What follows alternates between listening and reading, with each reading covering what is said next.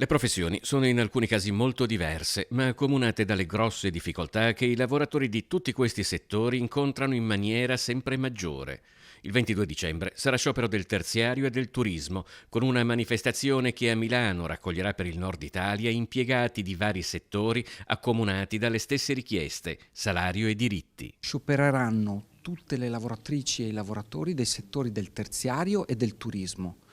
10 contratti nazionali che non si vogliono rinnovare e che vedono in Veneto quasi 500.000 lavoratori interessati. E stiamo parlando di tutti i settori, di tutti i lavoratori e lavoratrici che incontriamo nella nostra quotidianità. A scorrere le vertenze dei 10 contratti nazionali di categoria in attesa di rinnovo si incontrano continui elementi peggiorativi: stipendi bassi, senza adeguamenti salariali, taglio dei permessi retribuiti, riduzione del periodo di comporto tra malattia e infortunio, riduzione delle maggiorazioni per il lavoro domenicale e festivo, aumento di contratti a tempo determinato e precariato. Dopo tanti anni in cui non si rinnova un contratto e con l'inflazione così cavalcante stanno male, pagano tutti i mesi gli aumenti che ci sono stati, mentre i datori di lavoro con un semplice click hanno aumentato i prezzi al banco oppure al supermercato e hanno risolto il problema degli aumenti dei prezzi.